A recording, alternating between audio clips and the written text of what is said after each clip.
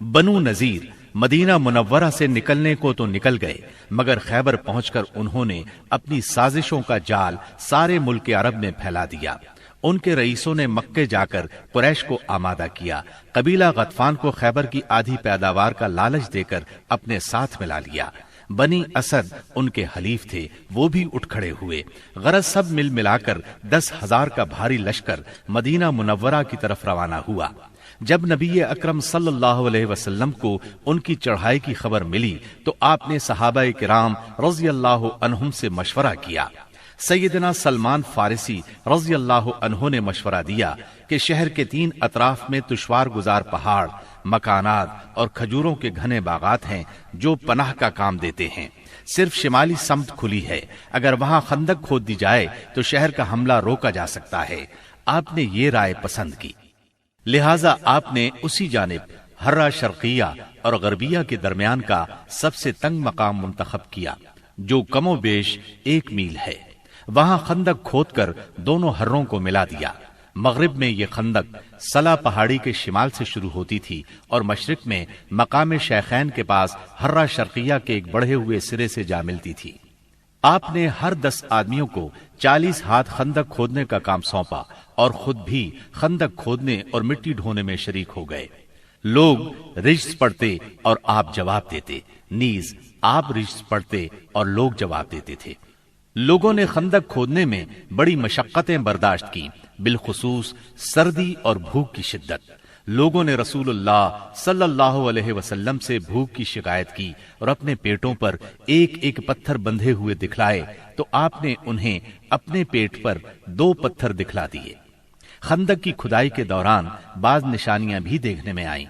سیدنا جابر نے رسول اللہ صلی اللہ علیہ وسلم کی بھوک کی سختی دیکھی تو صبر نہ کر سکے، اپنی بکری کا ایک بچہ ذبح کیا اور ان کی بیوی نے 1 سا جو پیسے۔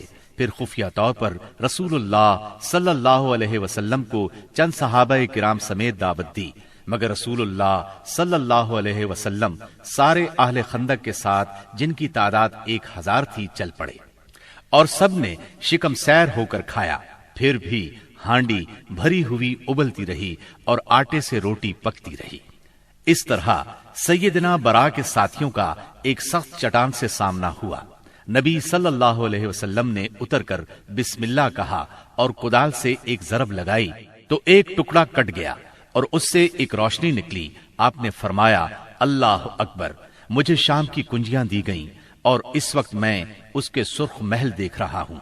اس کے بعد آپ نے دوسری ضرب لگائی اور فتح فارس کی خوشخبری سنائی، پھر تیسری ضرب لگائی اور فتح یمن کی خوشخبری سنائی اور پوری چٹان کٹ گئی۔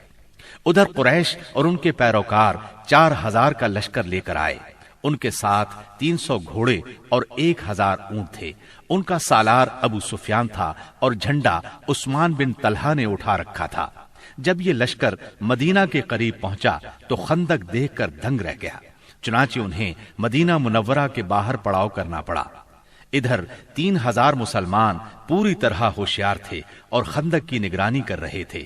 دونوں اطراف سے تیر اندازی شروع ہوئی جو کئی دن تک جاری رہی۔ ایک روز مشرکین کے شاہ سواروں کی ایک جماعت نے ایک تنگ مقام سے خندق عبور کر لی۔ ان لوگوں میں عمر بن عبد ود، اکرمہ بن ابی جہل اور زرار بن خطاب وغیرہ شامل تھے۔ ان کے گھوڑے اندر داخل ہو کر چکر کاٹنے لگے۔ ایسے میں سیدنا علی رضی اللہ عنہ چند مسلمانوں کے ساتھ نکلے اور جس مقام سے انہوں نے خندق عبور کی تھی اس پر قبضہ کر لیا۔ اس طرح انہوں نے ان لوگوں کا واپسی کا راستہ بند کر دیا۔ اس پر عمر بن عبد ود نے انہیں مقابلے کے لیے للکارا۔ وہ بہت بہادر اور ظالم تھا۔ سیدنا علی رضی اللہ عنہ نے کوئی بات کہہ کر اسے بھڑکا دیا۔ وہ گھوڑے سے اتر آیا۔ اب دونوں نے ایک دوسرے پر بڑھ چڑھ کر وار کیے۔ آخر سیدنا علی نے اسے ایک کاری ضرب لگائی، وہ وہیں ڈھیر ہو گیا۔ باقی مشرک بھاگ نکلنے میں کامیاب ہو گئے۔ بھاگتے وقت ان کی بدحواسی کا عالم یہ تھا کہ اکرمہ اپنا نیزہ چھوڑ گیا۔ نوفل بن عبداللہ خندق میں جا گرا، جسے مسلمانوں نے قتل کر دیا۔ اب مشرکین نے تیر اندازی شروع کر دی۔ تیروں کے ساتھ وہ پتھر بھی برسا رہے تھے۔ مسلمان عورتیں ایک قلعے میں محفوظ تھیں۔ وہ قلعہ بنو قریظہ کے پاس تھا۔ بنو قریظہ نے جب یہ دیکھا کہ مسلمان حملے کی زد میں ہیں، ادھر میدان خالی ہے، تو قلعے پر قبضے کے برے ارادے سے قلعے کی طرف بڑھے۔ ایک یہودی تو پھاٹک کے پاس پہنچ گیا، عورتوں نے بھی انہیں دیکھ لیا اور ان کے ارادے کو بھانپ لیا۔ سیدنا زبیر رضی اللہ عنہ کی والدہ اور نبی کریم صلی اللہ علیہ وسلم کی پھوپھی سیدہ صفیہ رضی اللہ عنہا آگے بڑھیں اور اس پر حملہ کر دیا۔ آن کی آن میں وہ ڈھیر ہو گیا۔ انہوں نے اس کا سر کاٹ کر میدان میں پھینک دیا۔ اپنے ساتھی کا سر دیکھ کر بنو قریظہ کے لوگ یہ سمجھے کہ قلعے میں مسلمانوں کی فوج موجود ہے، لہٰذا آگے بڑھنے سے رک گئے اور واپس لوٹ گئے۔ غزوہ خندق شوال 5 ہجری میں پیش آیا تھا۔ مشرکین نے قریباً 1 ماہ تک مسلمانوں کا محاصرہ جاری رکھا۔ اس کا مطلب ہے محاصرہ شوال میں شروع ہوا اور ذیقعد میں ختم ہوا۔ ابن سعد کا بیان ہے کہ جس روز رسول اللہ صلی اللہ علیہ وسلم واپس ہوئے وہ بدھ کا روز تھا اور ذیقعد کے ختم ہونے میں صرف 7 دن باقی تھے۔ اس جنگ میں دونوں طرف کے صرف چند افراد مارے گئے، یعنی 10 مشرک اور 6 مسلمان۔ ایک تیر سعد بن معاذ رضی اللہ عنہ کو لگا، جس سے ان کے بازو کی بڑی رگ کٹ گئی۔ انہوں نے اللہ سے دعا کی کہ اگر قریش کی جنگ ابھی کچھ باقی ہے تو اس کے لیے انہیں زندہ رکھے، ورنہ اسی زخم کو ان کی موت کا سبب بنا دے۔ البتہ انہوں نے اپنی دعا میں یہ بھی کہا، یا اللہ مجھے موت نہ دے یہاں تک کہ بنو قریظہ سے میری آنکھیں ٹھنڈی ہو جائیں۔ خندق کی لڑائی دراصل جان اور مال کے نقصان کی جنگ نہیں تھی، بلکہ یہ جنگ اعصاب کی جنگ تھی۔ اس میں کوئی خون ریز معرکہ پیش نہیں آیا، لیکن پھر بھی یہ اسلامی تاریخ کی ایک فیصلہ کن جنگ تھی۔ اس جنگ کے نتیجے میں مشرکین کے حوصلے پست ہو گئے اور ان پر یہ بات واضح ہو گئی کہ وہ مسلمانوں کی اس چھوٹی سی جماعت کو جو مدینہ منورہ میں نشوونما پا رہی تھی ختم نہیں کر سکتے۔ وہ کیا، عرب کی کوئی طاقت بھی انہیں ختم نہیں کر سکتی۔ اس خیال کی وجہ یہ تھی کہ غزوہ خندق میں مشرکین بڑی طاقت، ساز و سامان اور بھاری تعداد کے ساتھ آئے تھے۔ اس وقت اس سے بڑی طاقت فراہم کرنا عربوں کے بس کی بات نہیں تھی۔ اس لیے رسول اللہ صلی اللہ علیہ وسلم نے احزاب سے واپسی کے بعد فرمایا، الآن نغزوهم ولا يغزونا نحن نسیر الیہم۔ اب ہم ان پر چڑھائی کریں گے، وہ ہم پر چڑھائی نہیں کریں گے۔ اب ہمارا لشکر ان کی طرف جائے گا۔ نبی اکرم صلی اللہ علیہ وسلم غزوہ خندق سے واپس آنے کے بعد ابھی ہتھیار اور کپڑے اتار کر ام سلمہ رضی اللہ عنہا کے گھر میں غسل کر کے فارغ ہی ہوئے تھے کہ جبرائیل علیہ السلام تشریف لے آئے اور بنو قریظہ کی طرف نکلنے کا حکم دیتے ہوئے فرمایا، میں آگے آگے جا رہا ہوں، ان قلعوں میں زلزلہ برپا کروں گا اور ان کے دلوں میں روب ڈالوں گا۔ یہ کہہ کر وہ فرشتوں کے ساتھ روانہ ہو گئے۔ ادھر رسول اللہ صلی اللہ علیہ وسلم نے لوگوں میں منادی کرائی کہ جو شخص سن رہا ہے اور اطاعت پر قائم ہے وہ عصر کی نماز بنو قریظہ میں پڑھے۔ اس کے بعد آپ نے مدینہ منورہ کا انتظام ابن ام مکتوم رضی اللہ عنہ کو سونپا اور سیدنا علی رضی اللہ عنہ کو جنگ کا علم دے کر ہراول دستے کے طور پر ایک جماعت کے ساتھ آگے روانہ فرمایا۔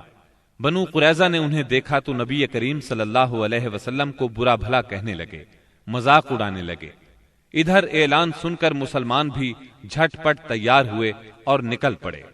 بعض لوگ ابھی راستے میں تھے کہ عصر کا وقت ہو گیا، چنانچہ کچھ لوگوں نے وہیں نماز پڑھ لی اور کچھ نے بنو قریظہ پہنچ کر نماز پڑھی۔ رسول اللہ صلی اللہ علیہ وسلم بھی مہاجرین اور انصار کے ساتھ نکلے۔ آپ نے بنو قریظہ کے دیار میں پہنچ کر انا نامی کنویں پر پڑاؤ ڈالا۔ اللہ تعالیٰ نے بنو قریظہ کے دلوں پر ایسا روب طاری کیا کہ وہ اپنے قلعوں اور گڑھیوں سے نکل ہی نہ سکے۔ انہیں لڑائی کی جرت نہ ہوئی۔ مسلمانوں نے بھی سختی سے محاصرہ جاری رکھا۔ جب یہود نے دیکھا کہ محاصرہ طول پکڑتا جا رہا ہے تو چاہا کہ اپنے بعض مسلمان حلیفوں سے مشورہ کریں۔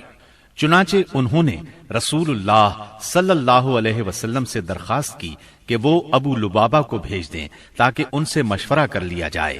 آپ نے ابو لبابہ کو بھیج دیا۔ انہیں دیکھ کر مرد حضرات ان کی طرف دوڑ پڑے، عورتیں اور بچے ان کے سامنے دھاڑے مار کر رونے لگے۔ इस कैफियत को देखकर अबू लुबाबा रजी अल्लाह अन्हु पर रिक्कत तारी हो गई। इस पर यहूद ने कहा, क्या आप मुनासिब समझते हैं कि हम मोहम्मद सल्लल्लाहु अलैहि वसल्लम के फैसले पर हथियार डाल दें? उन्होंने कहा, हाँ, यही करना चाहिए। साथ ही उन्होंने हाथ से अपने हलक की तरफ इशारा किया। इसका मतलब ये था कि ज़बह कर दिए जाओगे। ताहम उन्हें फौरन ही एहसास हुआ कि ये इशारा करके उन्होंने अल्लाह और उसके रसूल सल्लल्लाहु अलैहि वसल्लम से खियानत की है।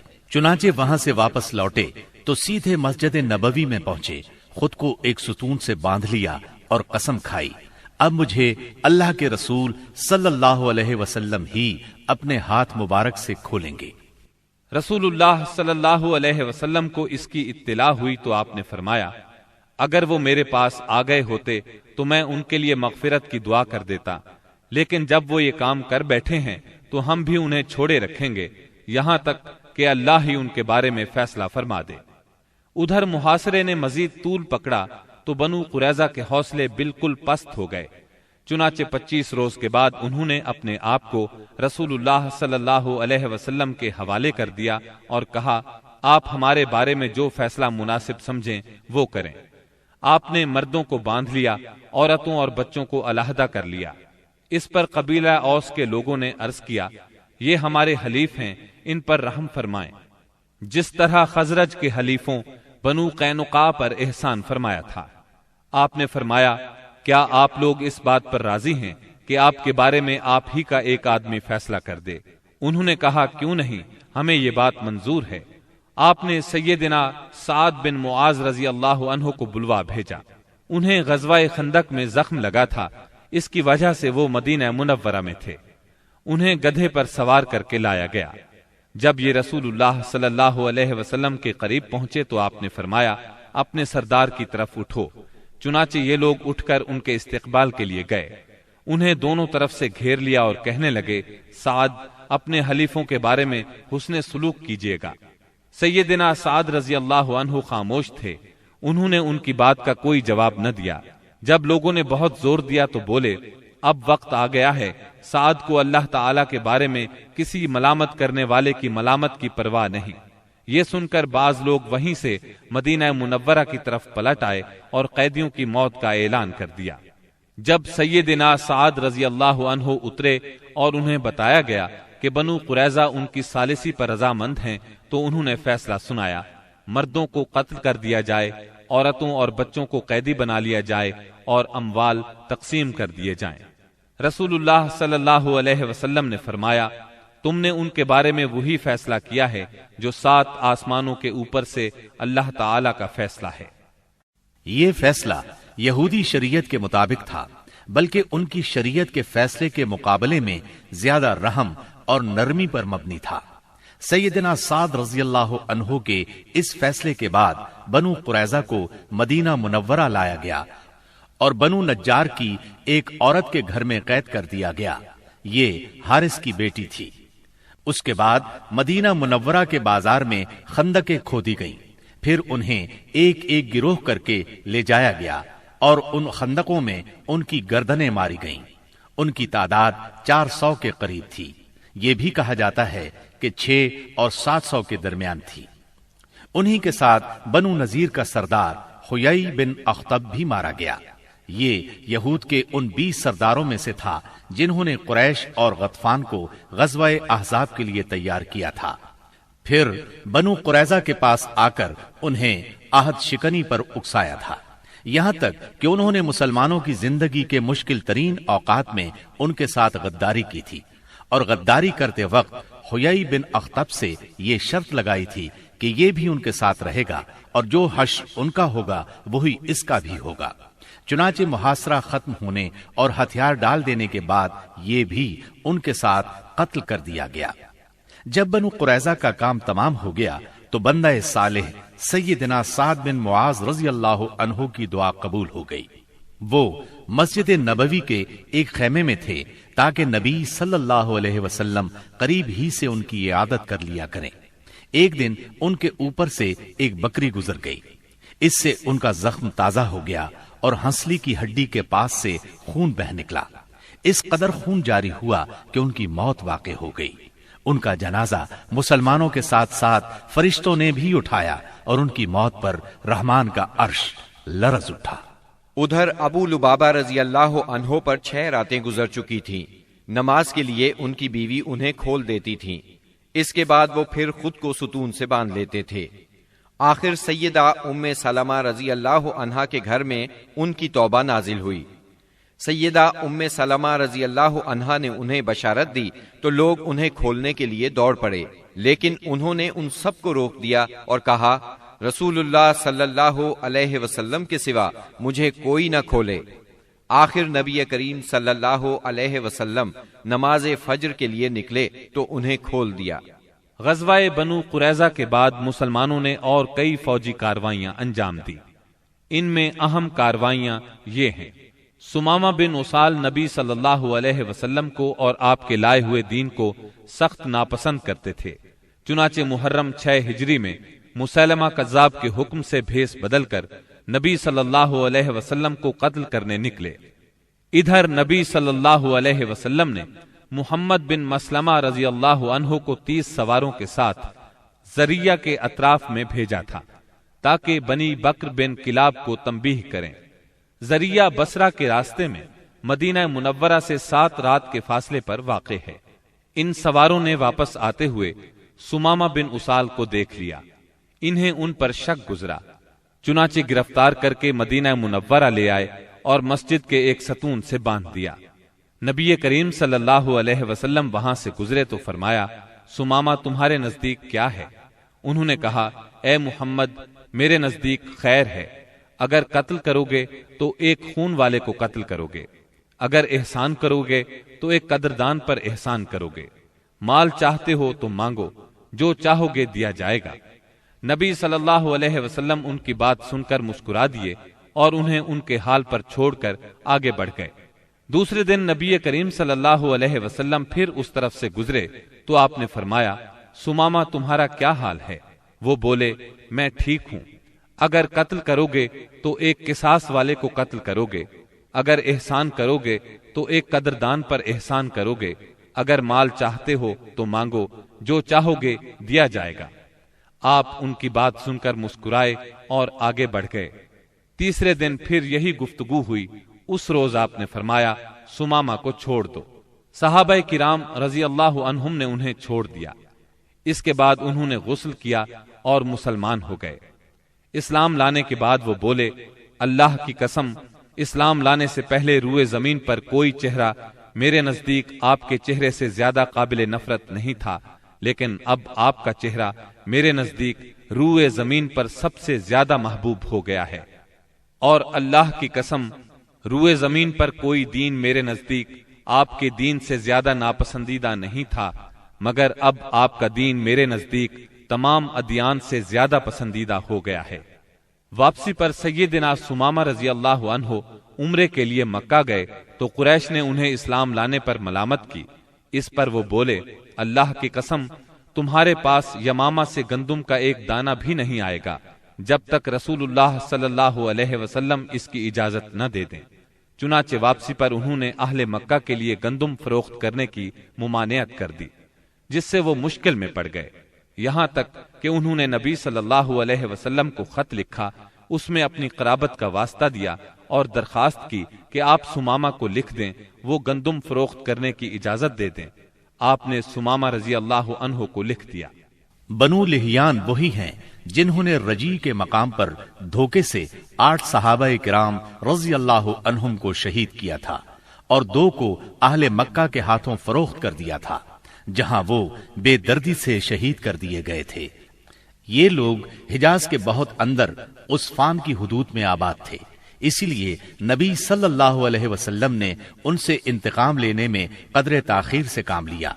جب کفار کے مختلف گروہوں میں پھوٹ پڑ گئی اور آپ دشمنوں سے کسی قدر مطمئن ہو گئے تو آپ نے مدینہ منورہ کا انتظام ابن ام مکتوم رضی اللہ عنہ کو سونپ کر 200 صحابہ اور 20 گھوڑوں کے ساتھ ربیع الاول 6 ہجری میں بنو لحیان کا رخ کیا اور یلغار کرتے ہوئے بطن غران تک پہنچ گئے۔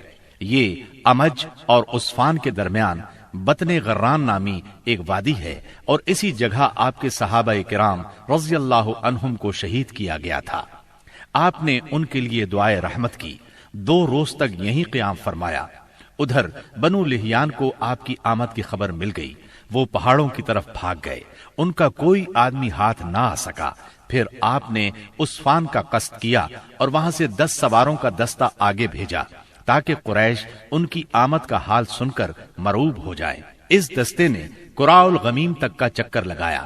اس کے بعد آپ کل 14 دن مدینہ منورہ سے باہر گزار کر واپس مدینے لوٹ آئے۔ جمادی الاولیٰ 6 ہجری میں رسول اللہ صلی اللہ علیہ وسلم نے سیدنا زید بن حارثہ رضی اللہ عنہ کو 170 سواروں کے ساتھ ایس کی جانب روانہ فرمایا۔ انہیں روانہ کرنے کا مقصد یہ تھا کہ وہ شام سے آنے والے ایک قریشی قافلے کو پکڑیں۔ اس قافلے کے سربراہ رسول اللہ صلی اللہ علیہ وسلم کی صاحبزادی سیدہ زینب رضی اللہ عنہا کے شوہر ابو العاص بن ربی تھے۔ اس مہم میں قریش کے ایک قافلے کا مال ہاتھ آیا، لیکن ابو العاص بھاگ نکلنے میں کامیاب ہو گئے اور سیدھے مدینہ منورہ جا پہنچے۔ انہوں نے سیدہ زینب رضی اللہ عنہا کی پناہ لے لی اور ان سے کہا، رسول اللہ صلی اللہ علیہ وسلم سے کہیں آپ قافلے کا سامان واپس کر دیں۔ سیدہ زینب رضی اللہ عنہا نے سفارش کی تو نبی کریم صلی اللہ علیہ وسلم نے چھوٹی بڑی ہر چیز واپس کر دی۔ ابو العاص سارا مال لے کر مکے پہنچے، امانتیں ان کے مالکوں کے حوالے کیں، پھر مسلمان ہو کر مدینہ منورہ آ گئے۔ نبی کریم صلی اللہ علیہ وسلم نے پہلے ہی نکاح کے تحت سیدہ زینب رضی اللہ عنہا کو انہیں واپس کر دیا۔ یہ واپسی 3 سال سے کچھ زیادہ عرصہ بعد ہوئی تھی۔ رسول اللہ صلی اللہ علیہ وسلم نے اس دوران میں مزید کئی سرایا بھیجے، جن کا دشمن کی سرکشی توڑنے، ان کے شر کی آگ بجھانے اور دور دراز علاقوں میں امن پھیلانے میں بڑا اثر تھا۔ پھر آپ کے پاس کچھ اس طرح کی خبریں آئیں کہ آپ غزوہ بنو المستلق کے لیے تشریف لے گئے۔ یہ غزوہ 5 ہجری یا 6 ہجری میں ہوا۔ بنو المستلق قبیلہ خزاعہ کی ایک شاخ تھی۔ قبیلہ خزاعہ کے لوگ عام طور پر رسول اللہ صلی اللہ علیہ وسلم کے خیر خواہ تھے، مگر یہ شاخ قریش کی طرفدار تھی۔ رسول اللہ صلی اللہ علیہ وسلم کو معلوم ہوا کہ یہ لوگ آپ سے لڑنے کے لیے جنگ کی تیاری کر رہے ہیں۔ آپ نے اس خبر کی تحقیق کے لیے بریدہ بن حسیب رضی اللہ عنہ کو بھیجا۔ ان سے معلوم ہوا کہ خبر درست ہے، لہٰذا آپ نے مدینہ منورہ کا انتظام سیدنا زید بن حارثہ رضی اللہ عنہ کو سونپا، اور یہ بھی کہا جاتا ہے کسی اور کو سونپا، اور بنو المستلق کی طرف یلغار کرتے ہوئے نکلے تاکہ بالکل اچانک ان پر ٹوٹ پڑے۔ آپ کے ساتھ 700 صحابہ کرام تھے، اور بنو المستلق اس وقت قدید کے اطراف میں ساحل کے قریب مریسی نامی ایک چشمے پر پڑاؤ ڈالے ہوئے تھے۔ آپ نے اس حال میں ان پر چھاپا مارا کہ وہ غافل تھے، بعض کو قتل کیا، عورتوں اور بچوں کو گرفتار کیا اور مال مویشی پر قبضہ کر لیا۔ اس وقت شعبان 5 ہجری کے آخری دن تھے، اور یہ بھی کہا جاتا ہے کہ 6 ہجری کے ابتدائی دن تھے۔ قیدیوں میں بنو المستلق کے رئیس حارث بن ابی زرار کی صاحبزادی جویریہ بھی تھیں۔ مدینہ منورہ آ کر ان کے اسلام لانے پر نبی صلی اللہ علیہ وسلم نے انہیں آزاد کر کے ان سے شادی کر لی۔ اس پر صحابہ کرام نے بنو المستلق کے 100 گھرانے آزاد کر دیے۔ یہ پہلے ہی مسلمان ہو چکے تھے۔ صحابہ کرام نے انہیں آزاد کرتے ہوئے کہا، یہ رسول اللہ صلی اللہ علیہ وسلم کے سسرال کے لوگ ہیں۔ اس طرح ام المومنین سیدہ جویریہ رضی اللہ عنہا اپنی قوم کے لیے نہایت عظیم اور برکت والی خاتون ثابت ہوئیں۔ اس غزوے سے واپسی پر جب مسلمانوں کے پاس پینے کے لیے اور وضو کے لیے پانی نہ بچا تو تیمم کا حکم نازل ہوا۔ اسی سال پردے کا حکم نازل ہوا۔ مسلمان عورتوں اور مردوں کو نگاہ نیچی رکھنے کا حکم دیا گیا۔ پردے کے متعلق احکامات سورہ نور کی آیت 30 اور 31 میں تفصیل سے موجود ہیں۔ پردے کے اس حکم سے پاکیزہ خواتین بلکہ سبھی خواتین کی عزت و عصمت کو ہمیشہ کے لیے پناہ گاہ مل گئی، اور انسانی معاشرے میں عورتوں کی عزت اور وقار کو انتہائی قابل قدر تحفظ مل گیا۔ اس طرح عورتوں کے لیے احترام میں اس قدر اضافہ ہوا کہ جو کائنات کے کسی اور نظام نے عورتوں کو عطا نہیں کیا تھا۔ خواتین کو اگر اپنا مقام، مرتبہ، حیثیت اور اہمیت معلوم کرنا ہو تو انہیں تعلیم اسلام کے راستے میں یہ سب کچھ میسر ہوگا۔